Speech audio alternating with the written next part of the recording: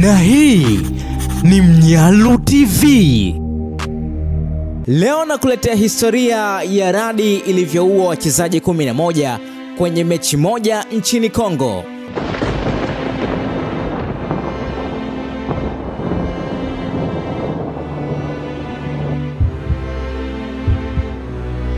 Ilikuwa ni Alhamis ya tarehe 29 mwaka 1998.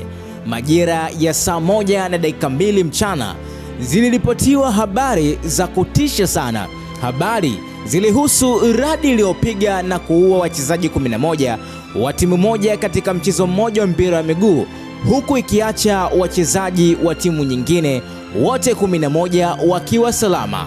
Habari hizi kubwa hazikuvuma sana hata katika miaka iliyofuata. Hii ilichagizwa na uhalisia wa kuwa nchi hiyo ambayo kwa sasa inafahamika kama Jamhuri ya Kidemokrasia ya Kongo imekuwa katika vita vyenyewe kwa wenyewe kati ya serikali na vikosi vya waasi kwa muda mrefu.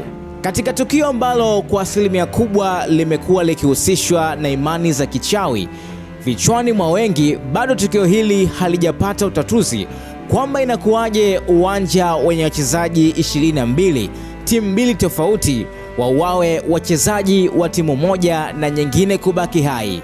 Kwa mara ya kwanza habari hizi ziliripotiwa katika gazeti la kila siku nchini Kongo linalofahamika kama L'Avenir in Kinshasa. Habari zilisema wachezaji toka katika sehemu ya Basanga, wenyeji wa mchezo, walitoka katika ajali hii wakiwa salama. Hata hivyo, gazeti liliendelea mbali na kuripoti kuwa mbali na vifo vya wachezaji 11 wa timu pinzani uwanjani pale, watu wengine 30 katika maeneo ya uwanja waliunguzwa maeneo tofauti ya mili yao kwa radi. Lakini pia iliongeza kwa ajali hiyo ilitokea wakati wa mchezo huo ukiwa sare ya 1-1. Kwa maoni ya wenyeji wa mahali pa tukio, walidai kwamba ajali hiyo ya radi kuna uwezekano mkubwa sana ni kazi ya kichawi ambayo ilifanywa na moja kati ya matambiko makubwa sana ya kichawi.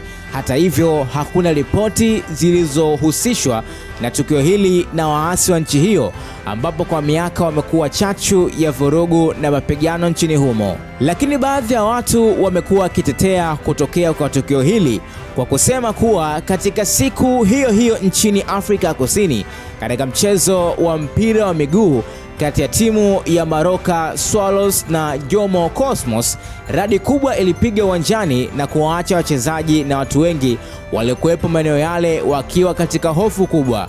Wengine walilala chini huku wakiwa hawaamini kilichotokea. Katika tukio hili la nchini ya Afrika Kusini, hakuna kifo kilichoripotiwa. Habari hii imekuja moja kwa moja kutoka kwa Kichefchef. Endelea kusubscribe na kuturn on notification ili wa kwanza kupata habari ambazo zinawekwa hapa. Na hii ni Mnyalu TV.